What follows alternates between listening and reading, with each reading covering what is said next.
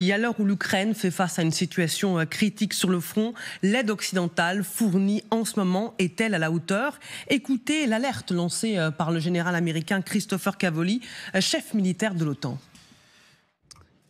Chairman Rogers, Je ne peux pas prédire l'avenir, mais je peux faire des calculs simples.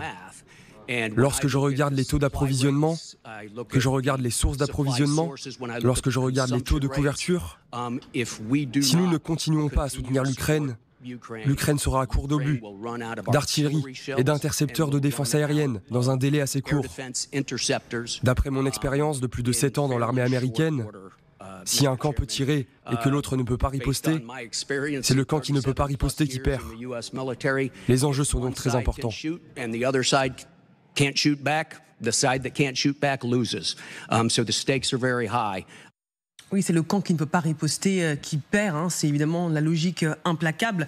Pour aider l'Ukraine, les États-Unis ont envoyé, il y a quelques jours, des armes et des munitions qu'ils ont confisquées à l'Iran, des fusils d'assaut AK-47, des mitraillettes, des fusils de précision qu'ils ont récupérés sur des cargaisons d'armes, initialement envoyées par l'Iran aux rebelles houthis du Yémen. Celles-ci ont été saisies par Washington. Vous voyez, 5000 fusils d'assaut AK-47, 500 000 cartouches de fusils, des mitraillettes, je vous le disais, des fusils de précision ou encore des lance-grenades. Colonel, est-ce à la hauteur face à la situation, encore une fois, très critique dans laquelle se trouve l'Ukraine? Des grenades, des lance-roquettes et des fusils d'assaut? Non. Le général Cavoli l'a dit, ils ont besoin de moyens de lutte antiaérienne, ils ont besoin d'obus. Aucun des deux, c'est sur la liste. Ça ne signifie pas qu'il n'ait pas besoin de ça, mais c'est pas ça qui va résoudre le problème des Ukrainiens actuellement. Donc, en fait, on en est à un signe dans lequel les Américains font feu de tout bois. Tenez, on a ça, prenez-le. C'est peut-être pas ce qui est essentiel pour vous, mais tenez, on a ça, prenez-le. Voilà. On est plutôt là-dessus. Puis après, il y a peut-être un message à l'Iran aussi derrière, dans le cadre de ce qui se passe entre Iran et Israël. Voilà. Mais ça va pas plus loin que ça. Tant qu'on n'aura pas d'obus et de moyens anti-aériens, on ne répondra pas au problème des Ukrainiens. Sylvie Bermann, quand on voit la pauvreté des armes qui sont fournies à court terme à l'Ukraine, on est en droit de se demander si les Américains ont vraiment envie que l'Ukraine gagne face à la Russie. On a le sentiment qu'ils veulent à la fois que l'Ukraine ne perde pas la face, mais qu'ils ne souhaitent pas la défaite de la Russie. Oui, depuis le début, d'ailleurs, Joe Biden l'a dit d'une certaine manière, quand il a dit au début, enfin avant le début de la guerre, que de toute façon, l'Ukraine n'était pas un pays de l'OTAN, et que si c'était une simple incursion, il ne ferait rien. Ensuite, face aussi au courage et à la résistance des Ukrainiens, il y a une aide qui a été apportée, une aide importante au début, mais en même temps, toujours avec des limitations, c'est-à-dire ne pas intervenir directement sur le territoire russe.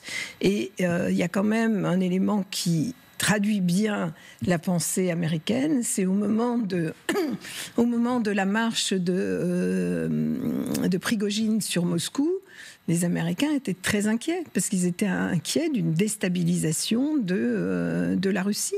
Et donc, effectivement, ils ne recherchent pas la déstabilisation de la Russie. Ce qu'ils cherchent, c'était quand même à affaiblir la Russie, donner les moyens à l'Ukraine de se défendre, mais surtout pour que l'Ukraine soit en meilleure position dans une négociation.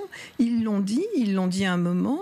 Le patron de l'OTAN l'a dit aussi, l'a dit très clairement, Stoltenberg à un moment, on renforce les Ukrainiens pour qu'ils soient dans une position de force dans la négociation avec les Russes. Donc ils ont calibré la guerre depuis le début en réalité.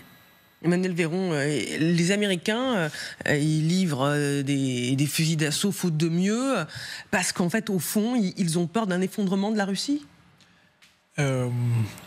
Pour le sujet, du point de vue américain vis-à-vis de la Russie, c'est la réalité du pays lui-même, c'est-à-dire la profondeur stratégique, membre du Conseil de sécurité, l'arsenal nucléaire, d'ailleurs, dont on ne sait pas dans quel état il est. Pour entretenir 5 à 6 000 têtes, vous voyez bien qu'il faut des ingénieurs, de l'économie pour entretenir tout ça, etc. Donc c'est plutôt ça qui, dans la tête des Américains, pose question. C'est-à-dire, est-ce qu'on aurait une situation d'une Russie qui imploserait, Balkans, années 90, reporté à Russie post-2024, vous voyez. Et donc, la question des armements, la question des mafias, etc., des groupes criminels organisés transnationaux, etc. Ça, d'un point de vue américain, ça serait un sujet de déstabilisation considérable, colossal. Donc, les Américains, depuis le début, Madame l'ambassadrice l'a rappelé, c'est-à-dire qu'ils avaient proposé dans les premières heures de l'offensive russe en 2022 à Zelensky de le sortir du territoire et de le mettre en sécurité en Pologne notamment, puis après de le mettre ailleurs. Et Zelensky avait répondu j'ai pas besoin de ça, j'ai besoin d'armes. Donc il y a un sujet qui est celui de soutenir suffisamment l'Ukraine pour qu'elle ne s'effondre pas, mais pas donner de moyens suffisants pour que l'Ukraine gagne et défasse les armes russes en Ukraine. Vous voyez le niveau d'équilibre. Pour autant, au niveau de ce qu'on évoquait tout à l'heure sur la situation sur le front en Ukraine, probablement qu'il va y avoir une évolution conceptuelle et intellectuelle côté américain sur ce sujet-là. Autrement dit, là on a l'exemple effectivement de saisie au Moyen-Orient d'armes en mer qui sont des armes d'assaut et c'est pas des armes sophistiquées, lourdes, etc. On est plutôt sur un spectre léger, mais qui sera utile à des unités de combat en Ukraine, bien sûr, mais c'est rien, c'est vraiment pas grand-chose. L'idée, côté américain, serait d'évoluer ou de réévoluer pour dire la situation en Ukraine est tellement grave qu'on a la nécessité de réintervenir puissamment. Mais quand on regarde la situation américaine, tant qu'on est dans cette année électorale, on a un blocage. C'est extrêmement délicat, aussi bien pour l'administration Biden que de contre-pouvoir ou que les institutions américaines, d'avoir un arbitrage maintenant, là, en ce printemps 2024, net, qui va pouvoir dire oui, on va de nouveau soutenir financièrement et militairement, massivement l'Ukraine pour que l'Ukraine ne s'effondre pas. Probablement qu'on va avoir une évolution de ce sujet-là concomitamment aux élections ou après les élections. On poursuit ce débat, Andrei Wajtowicz, avec vous à l'aune de cet autre exemple. On sait que la France forme des pilotes ukrainiens au sein de l'armée française. C'est ce qu'a annoncé, ou plutôt reprécisé, Sébastien Lecornu, le ministre des Armées. De futurs pilotes de chasse ukrainiens susceptibles de conduire des avions américains F-16 sont formés dans le sud de la France par l'armée de l'air. Les pilotes reçoivent une formation généraliste sur Alpha Jet qui permet à des pilotes ukrainiens d'acquérir des fondamentaux sur le pilotage d'un avion de chasse. Encore faut-il, pour que cette formation serve, que les F-16 arrivent à temps. Et on a appris que la Norvège envoyait des F-16, mais 1 sur 2 seulement est apte à voler. Sur les 22, 12 avions de combat seulement peuvent voler. Les 10 autres ne sont pas encore en état et devraient nécessiter des révisions, de plus des moteurs, du matériel de support, des simulateurs ou encore des pièces de rechange pourraient être livrées. Est-ce que c'est très sérieux tout ça, Andrei Wajtowicz? Mais c'est ça ce qui est frappant. Je voulais revenir sur l'exemple des armes iraniennes saisies précédentes, parce que ces armes ont été saisies il y a 2 ans. Si je ne me trompe pas, ça a pris presque 2 ans de faire l'annonce. Mais encore, ces armes ne sont pas encore sur le sol ukrainien. Donc, dans le monde idéal, ces armes qui étaient saisies il y a 2 ans devaient déjà être en Ukraine. Et on est face à la lenteur administrative, y compris de la bureaucratie de l'OTAN. On voit au niveau européen pareil. Combien de temps ça prend entre les annonces politiques et la livraison efficace, concrète des armes sur le sol ukrainien. Et de l'autre côté, on a des exigences pour des Ukrainiens qu'ils se mobilisent. Bien sûr, les gens, depuis 2 ans, sont mobilisés. Bien sûr, il y a des problèmes, surtout des manques humains au front. Mais les gens avec qui je parle, qui sont en Ukraine, me disent aujourd'hui, certes, on est prêt, personne ne veut se mobiliser, etc. Parce qu'on voit la réalité. On a quand même beaucoup de chances de ne pas revenir vivants. Mais en même temps, on n'a pas de choix. Parce que si les Russes mobilisent le 1er juin 300 000 hommes pour envoyer de la chair à canon en Ukraine, on n'aura pas de choix, on ira quand même. Mais en même temps, aller au front sans qu'on a des armes, sans qu'on soit équipé militairement, ça veut dire que voilà, on part à la guerre pour mourir.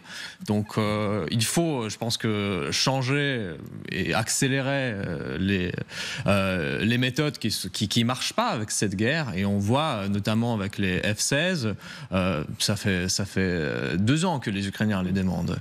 Ça fait 1 an qu'on les entraîne en Europe. Et toujours rien. Un avion sur 2 qui ne fonctionne pas en vide Noviostok, colonel ?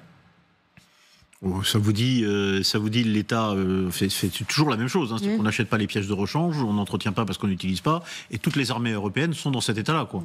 Et donc le seul problème, c'est qu'après, quand tout le monde demande des pièces de rechange en même temps, l'industrie n'arrive pas à fournir. Donc je pense que la Norvège a donné ce qu'elle avait dans l'état qu'il était, tout simplement.